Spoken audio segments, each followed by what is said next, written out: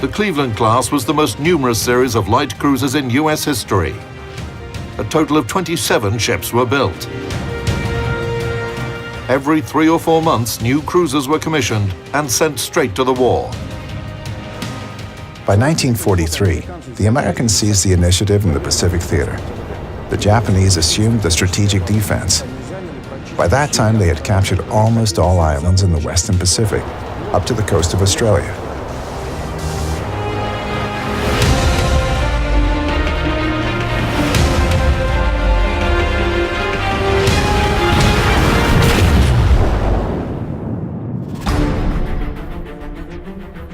The United States launched an offensive on multiple islands with Japanese garrisons on them, ready to defend to the last breath.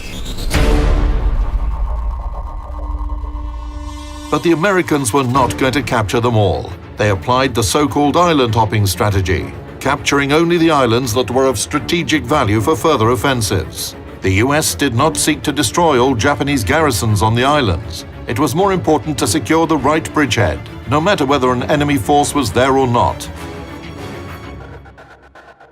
The Battle of Bougainville went down in history as the first US offensive operation against Japan.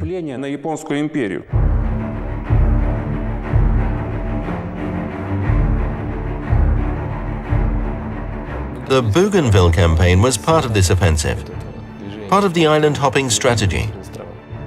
It was actually a bit grotesque because US forces were deployed on Bougainville in a place where there were no enemies. The Japanese were stationed on this island, but in a different part of it. So the Americans were deployed there, but didn't try to capture the whole island, only the part they needed. For the Japanese, from their standpoint, this was an unthinkable impudence. Deploying next to our base, where we have plenty of troops, plenty of ships, plenty of aircraft, right here within a stone's throw. And what are they going to do? Okay, they've deployed their forces here. They will probably attempt to capture the whole island. But they are not trying to capture the whole island. How can that be? Bougainville was immensely important for the United States, as Japan's major air force and naval base, Rabaul, was just 400 kilometers northwest of it. Powerful forces on Rabaul were preparing to advance to the south and southeast. By that time, Tokyo was controlling almost the whole of Southeast Asia, half of China, and hundreds of islands in the Pacific Ocean, from Sakhalin and the Kurils in the north to the Solomon Islands in the south.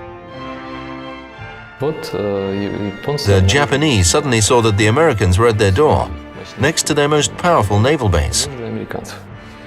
Something had to be done. Everything they had at hand, all cruisers and destroyers stationed at Rabaul at that moment, were sent to Bougainville.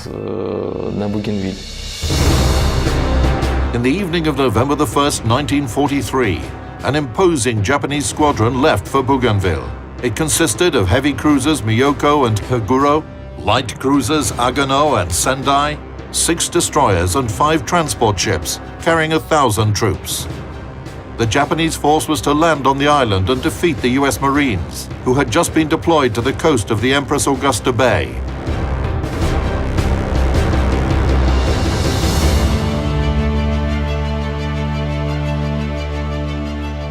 As soon as the Japanese ships left Rabaul to counter the US landing, the Americans were aware of this. They took all their landing assets away from the coast, where the Japanese ships were expected to attack them.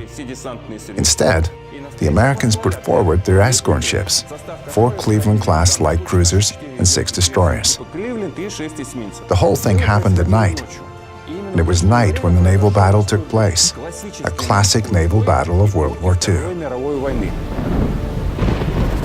Late into the small hours, a column of Clevelands was moving along the coast of Bougainville. The US cruisers were in front of the Empress Augusta Bay when at 2:30, their radars detected a Japanese squadron comprising 6 destroyers and 4 cruisers. The US force, led by Admiral Merrill, deployed into combat formation, and its destroyers attacked the enemy. At 2:46, the US destroyers made their first torpedo salvo, but the Japanese ships changed their course, and the torpedoes launched by the Fletchers missed the targets. However, the maneuver broke the Japanese formation and sent it into disarray. This is when the Clevelands opened fire at cruiser Sendai. primary armament shells severely damaged the Japanese ship. In this turmoil, heavy cruiser Miyoko ran into a friendly destroyer, cutting off part of her bow.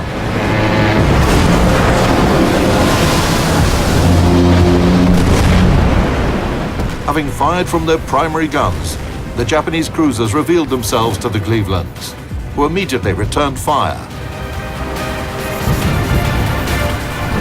The Japanese heavy cruisers suffered a defeat and retreated under the cover of darkness. The Clevelands came out of this night battle as decidedly victorious. But the Japanese did not give up. In the morning, they sent their ground-based aircraft to attack the Clevelands. And here Cleveland-class cruisers demonstrated that they not only had excellent artillery to defeat similar surface ships, but also boasted superb anti-aircraft armament. They virtually engulfed the sky with fire, and the Japanese aircraft were unable to do anything, not even break through to the ships.